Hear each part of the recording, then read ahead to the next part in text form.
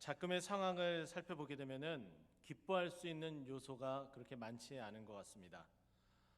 코로나19의 바이러스의 확산세가 굉장히 빠르다. 그리고 확진자가 많이 나왔습니다. 그런데 그 확진자들이 세상 사람들이 보기에는 교회에서 나왔다는 이유 하나만으로 교회가 지탄이 되고 있는 상황입니다. 그러나 전혀 걱정할 것이 없는 줄 압니다. 왜냐하면 나라에 권장하고 있는 지침들을 우리가 그대로 준행하고 있지 않습니까? 그러면 전혀 문제될 것이 없고 우리가 이렇게 모여서 예배 드리는데도 전혀 문제되지 않으며 그리고 어떠한 코로나19의 바이러스도 우리가 감염되지 않을 줄 믿으시기 바랍니다. 지지난주 우리 교회 모든 교육자들의 휴가는 8월 첫째 주입니다. 이번 8월 첫째 주는 날씨가 정말 미웠습니다. 비가 와도 어떻게 그렇게 오는지 기뻐할 수 없는 시간들이었습니다. 여러분들은 휴가를 다녀오셨습니까? 휴가를 안 다녀올 만큼 지금 힘들고 어려운 상황 가운데 있는 분들은 당연히 기뻐할 수 없겠고, 휴가를 다녀온 분들은 이미 휴가가 끝났기 때문에 기뻐할 수 없고요. 그리고 휴가가 기다리는 분들은 휴가 기간에 뭘 하지? 계획이 없으신 분들 정말 기뻐할 수 없는 상황이 아닐까 그런 생각을 해봅니다.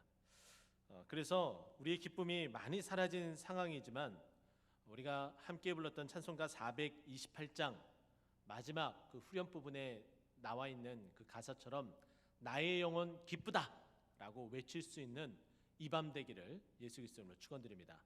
저는 오늘 본문을 통해서 무엇으로 기뻐할 것인가 라는 제목으로 함께 말씀을 나누고자 합니다. 오늘 본문은 다른 복음서에는 언급되지 않는 누가복음 단독으로 소개가 되어지고 있는 내용입니다. 예수님께서 70인 전도대를 세우고 그리고 파송한 내용을 우리에게 소개해 주고 있습니다. 1절을 보게 되면은 그 후에 주께서 따로 70인을 세우사 친히 가시려는 각 동네와 각 지역으로 둘씩 앞서 보내며 라고 소개를 하고 있습니다. 예수님은 이미 계획이 다 되어져 있어요. 어느 동네로 가고 어느 지역으로 갈지 다 계획되어져 있는데 예수님이 딱 가서 사역을 직접적으로 척척척 해내려고 했던 것이 아니라 예수님의 그 제자들 이 70인을 따로 세워서 먼저 둘씩 그 지역에 가서 하나님 나라의 복음을 전파함으로 그 이후에 예수님께서 가셔서 다시금 하나님 나라의 말씀을 전하되 또 비유로서 여러 가지 말씀을 선포하시면서 그 하나님 나라의 말씀을 선포하려고 했습니다. 바로 그들에게 어떻게 그 지역에 가서 하나님의 말씀을 전파해야 될지 하나하나 알려주셨는데요. 1절부터 16절까지 내용을 간추리면 이렇게 되어져 있습니다. 예수님께서 가려는 동네는 이미 추수할 것들이 굉장히 많이 있는 상태였습니다. 그래서 예수님께서는 추수할 것은 많은데 추수할 일꾼이 적다라고 이야기하며 70인을 따로 세워서 파송하게 된 거죠. 근데 그곳에는 추수할 것만 그렇게 많은 것이 아니라 그곳에는 이리가 들끓고 있다라고 소개가 되어지고, 그리고 더 나아가서는 매우 험한 곳이고 쉽지 않은 바로 이리가 들끓는 곳, 바로 그것에 대해서 이야기를 하고 있습니다. 그곳에 가서 70인의 전도 방법은 이러했습니다. 먼저 집에 들어가서 평안할지어다 라고 선포를 하게 됩니다. 그 선포를 하고 그 집에 유하면서 먹으면서 그리고 그 안에 있는 자들을, 병든 자들을 고치는 사역을 하였습니다. 그러면서 선포하기를 하나님 나라가 너희에게 가까이 왔다 라고 선포하는 것이 바로 70인 전도대가 할 수 있는 전도의 방법이었습니다. 그런데 전도하러 바로 각 집안에 들어가게 되는데 70인을 영접하지 않는 곳에서는 어떻게 해야 되느냐? 예수님께서 또 친히 가르쳐 주셨는데 어떻게 알려주셨느냐? 발의 먼지를 떨어버리고 그리고 하나님 나라가 가까이 온 줄을 알라.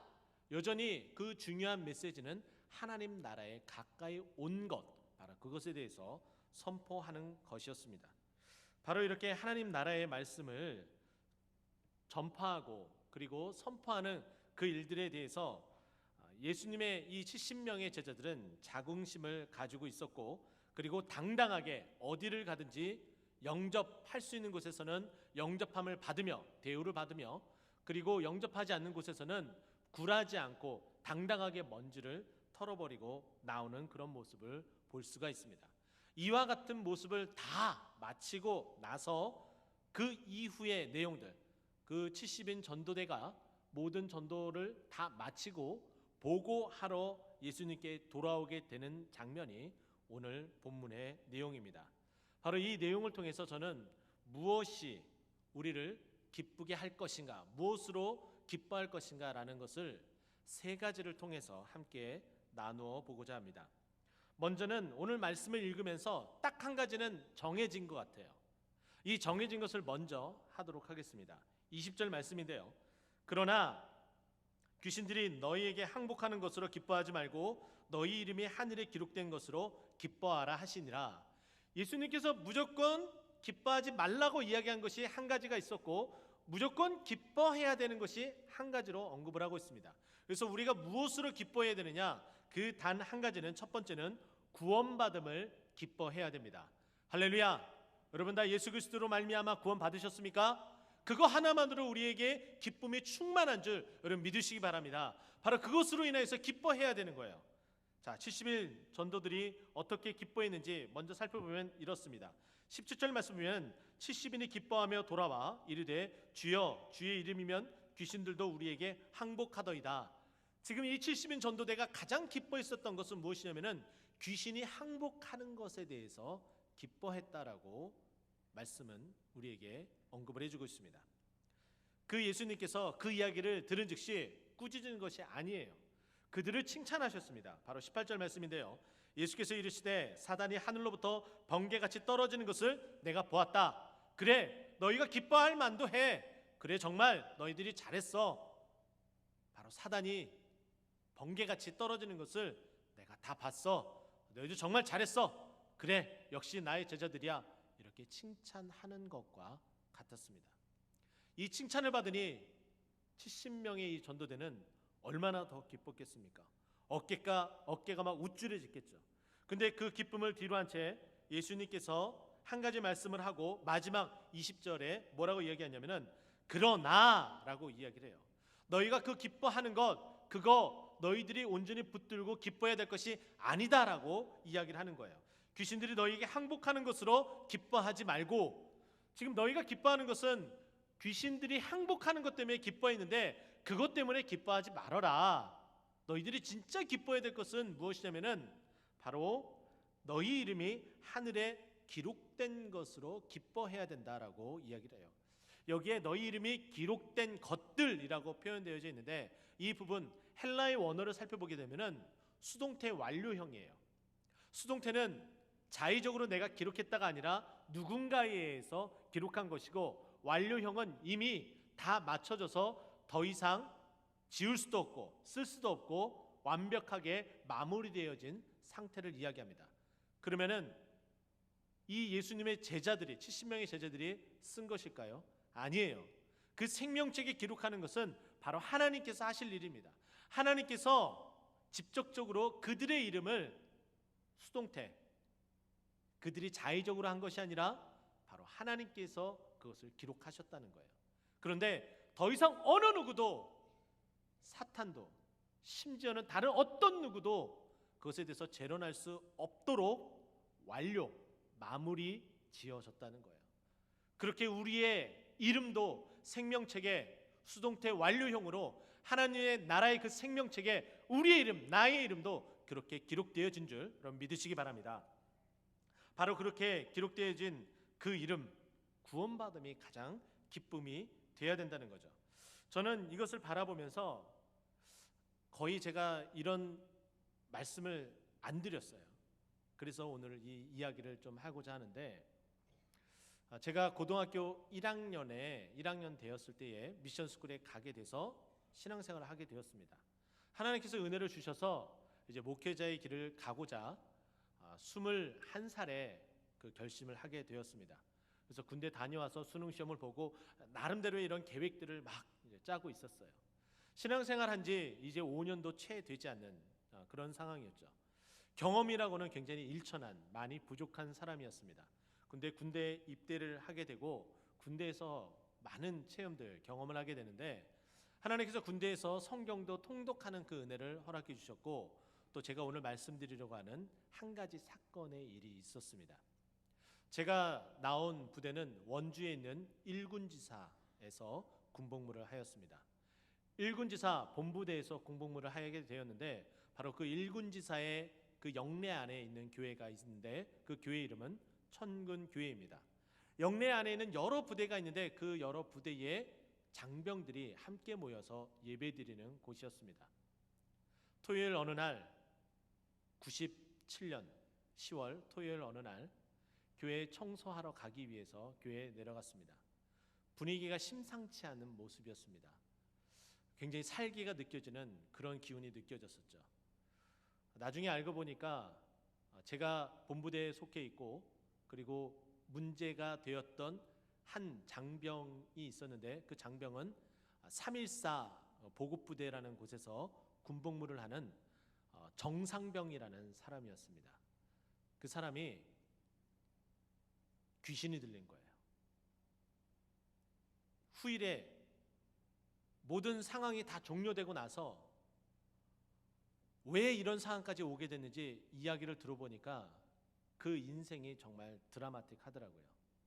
자기를 길러준 부모가 아니고 방황하다가 자살하려고 하였지만 자살에 실패하고 이런 일련의 과정을 거쳐서 군대까지 오게 된 거예요. 그런 상황 가운데 있으니 당연히 사탄이 가만히 둘 리 만무하겠죠. 그래서 이 사탄이 이 형제, 이 정상병을 공격하기 시작을 했습니다. 그것을 알고 있는 저보다 신앙심이 더 좋은 그 믿음의 군종들이 그 형제를 붙잡고 찬송하고 기도하기 시작을 했습니다.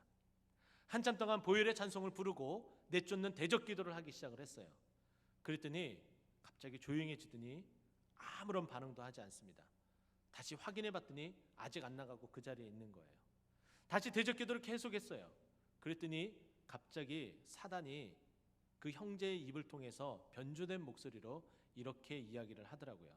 너무 생생해서 아직도 잊어버리지 않습니다. 주의 종들아, 나를 괴롭게 하지 마라. 이렇게 얘기를 하는 거예요. 정말 이건 사실입니다.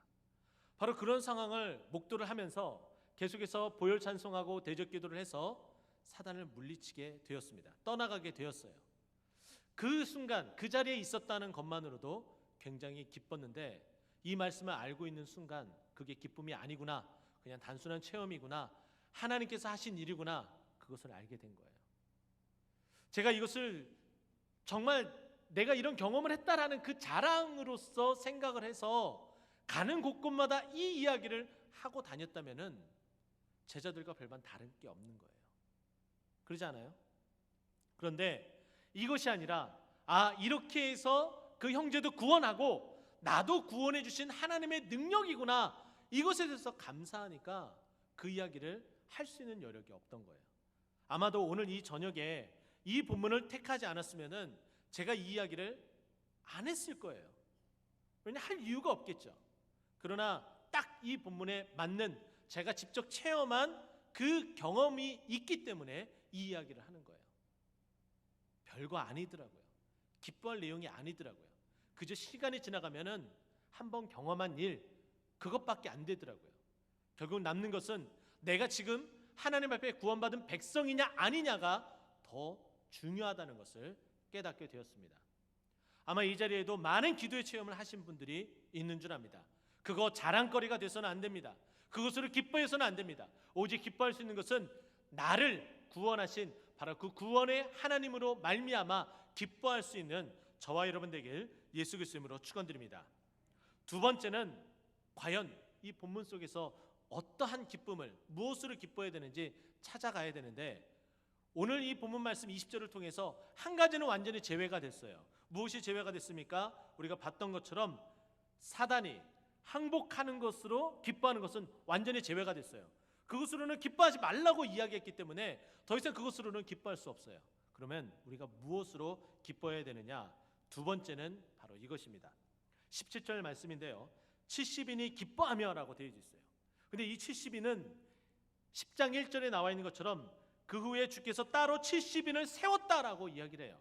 그래서 저는 두 번째는 하나님께서 우리를 일꾼으로 선택하심을 기뻐해야 된다는 거예요. 하나님께서 여러분을 일꾼으로 선택하셨습니까? 여러분 믿으십니까? 그것을 기뻐해야 된다는 거예요. 하나님께서는 임마누엘 성가대 일꾼으로 여러분을 부르셨습니다. 할렐루야. 교사 한번 손들어 보시겠어요? 하나님께서 교사로 나를 그 일꾼으로 선택하셨습니다. 여러분 그걸 믿으십니까? 할렐루야. 우리 찬양팀 반주하시는 분들 너무나 수고가 많으세요. 하나님께서 나를 재능을 주심으로 반주하는, 찬양팀에서 반주하는 그 일꾼으로 선택해 주셨습니다. 여러분 믿으십니까? 네, 얼마나 기쁜 일이에요. 얼마나 감사한 일이에요. 나같이 죄인, 아무것도 할 수 없는 이 죄인에게 그와 같이 할 수 있는 능력을 주신 거예요. 우리 교회 교구장님이 12분이나 계십니다. 제가 12분을 다 함께 일해보진 않았어요. 근데 연말이 되면은 어떤 권사님은 내년에는 그만해야지 막 이런 말들도 참 많이 하십니다.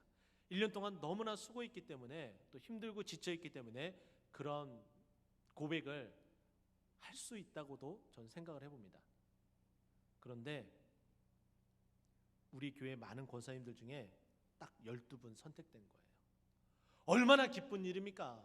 얼마나 감사한 일입니까? 하나님께서 꽃동산교회 한 교구를 나에게 맡겨주셔서 성도들을 돌보고 섬기고 그리고 기도할 수 있도록 나를 그렇게 일꾼으로 부르셨다는 거예요. 바로 이것으로 말미암아 우리가 기뻐할 수 있는 거예요. 이사야 43장 1절 말씀은 이렇게 이야기합니다. 내가 너를 구속하여 불렀고 내가 너를 지명하여 불렀나니 너는 내 것이라 라고 말씀합니다. 너는 내 것이기 때문에 내 일꾼으로 내가 너를 부른 거야 라고 말씀하고 있는 거예요. 이렇게 우리를 일꾼으로 부르셨어요. 아주 작은 것부터 시작해서 큰 것에 이르기까지 하나하나 부르셨는데, 가장 큰 부르심은, 그 일꾼 중에 가장 큰 일꾼은 성도로 부르신 거예요. 성도는 어떠한 일을 하는 일꾼이냐? 하나님을 예배하는 일꾼이에요. 할렐루야. 이 자리에 나와서 성도라면 함께 나와서 예배 드리는 거예요. 영상으로서 환경 가운데의 가정에서 그 시간에 맞춰서 라이브로 성도로서 그 일꾼됨을 감사하며 예배 드리는 거예요. 그러니 예배의 기쁨이 될 수밖에 없어요. 이 기쁨이 충만한 그 예배 가운데에 하나님의 은혜가 충만한 줄 여러분 믿으시기 바랍니다. 바로 그렇게 두 번째는 우리가 일꾼으로 선택된 것에 대해서 기뻐할 수 있고, 그 기쁨으로 열심히 일하는 일꾼 되길 예수 그리스도로 축원드립니다. 마지막 세 번째는 19절 말씀인데요. 19절 말씀에 이렇게 이야기합니다. 내가 너희에게 뱀과 전갈을 밟으며 원수의 모든 능력을 제할 권능을 주었으니 너희를 해칠 자가 결코 없느니라. 우리를 일꾼으로 불러주신 것도 참 감사하고 기쁜 일인데, 세 번째는 그 일꾼으로 부르신 나에게 능력을 주셨기 때문에 우리가 기뻐할 수 있는 거예요. 하나님께서 능력을 주셨다는 거예요. 어떠한 능력을 주셨습니까? 오늘 본문의 19절에 나와 있는 것처럼 뱀과 정갈을 밟으며 사단을 물리칠 수 있는 능력을 줬대요. 할렐루야. 더 나아가서 원수의 모든 능력을 제할 수 있는 권능을 주었다고 이야기합니다. 그것으로서 신실하게 그 일을 행해서 원수가 떠나갔어요. 그런데 하나님 앞에 하나님께 주신 그 능력을 받은 것에 대해서는 기뻐하지 않고 오직 원수가 떠나간 것에 대해서만 기뻐하고 있었습니다. 이것은 뭐냐면은, 한편으로는 이 70인의 제자들이, 전도대들이 자기 자신이 마치 그것을 한 것처럼, 내가 그 능력을 가지고서 그렇게 행한 것처럼 착각하고 있었기 때문이라는 거예요. 그것이 나의 능력입니까? 내가 가지고 있는 그 능력 때문에 그런 일을 행한 겁니까? 아니라는 거예요. 하나님께서 그 능력을 주신 거예요. 그 능력 때문에 그와 같은 역사가 일어난 거예요. 사도행전 1장 8절 말씀 너무나 잘 알고 있죠. 오직 성령이 너희에게 임하시면 너희가 권능을 받고, 그 권능으로 무엇을 합니까? 온 유대와 예루살렘과 온 유대와 사마리아 땅끝까지 이르러 내 증인이 되는 거예요. 어떤 증인이요? 예수의 증인, 하나님 나라를 전하는 그 예수의 증인이 되는 거예요. 마가복음 16장 17절 18절 말씀은 이렇게 얘기합니다. 믿는 자들에게는 이런 표적이 따르리니 곧 그들이 내 이름으로 귀신을 내쫓으며 새 방언을 말하며 뱀을 집어올리며 무슨 독을 마실지라도 해를 받지 아니하며 병든 사람에게 손을 얹은즉 나으니라. 이런 능력도 허락하셨어요. 놀랍지 않습니까? 그 일을 행하라고 우리에게 이 능력을 주신 거예요. 마지막 때에 예수님께서 부활하시고 승천하시면서 이 능력을 우리에게 주신 거예요. 이 당시의 제자들 70인 전도들에게는 주진 않았지만은 바로 우리에게는 이 능력을 주시고 허락하신 거예요. 마태복음 28장 18절도 이렇게 얘기합니다. 예수께서 나와 말씀하여 이르시되 하늘과 땅의 모든 권세를 너희에게 주셨으니, 우리에게 이 능력을 주셨습니다. 하늘과 땅의 모든 권세를 주셨어요. 무엇에 쓰라고요? 무슨 일을 하라고요? 바로 하나님 나라의 말씀을 전하라고. 그 전하는 방법이 기적이든 능력이든 하나님 나라의 말씀을 선포하는 일이었습니다. 70인 전도대도 바로 병을 고치며 그 능력을 행하면서 결국에는 하나님의 나라가 가까이 왔느니라라고 선포하고 있었던 거예요. 바로 이렇게 예비하고 준비된 일들로 말미암아 예수님의 복음이 편마하게 전파되어지는 거예요. 코로나19 상황으로 전도하기가 참으로 힘들어지는 상황 가운데 있습니다. 하지만은 우리가 일꾼으로 부름을 받고 그 일꾼에게 능력을 주시는 그 하나님의 능력, 우리가 받은 그 기쁨, 이것을 가지고 기쁨 가운데 하루하루를 능력의 삶을 살아갈 때에 우리의 삶의 모습이 그대로 전도지가 돼서 하나님 나라가 선포되어진 줄 여러분 믿으시기 바랍니다. 한 가지 더 남았습니다. 세 가지는 다 끝났는데 보너스 트랙이에요. 이런 거 하면 재밌죠? 저는 굉장히 신납니다. 왜냐하면 세 번째 게 더 흥미진진한 거예요. 저는 이 세 가지, 우리가 기뻐할 수 있는 그 이유 세 가지를 함께 나눴어요.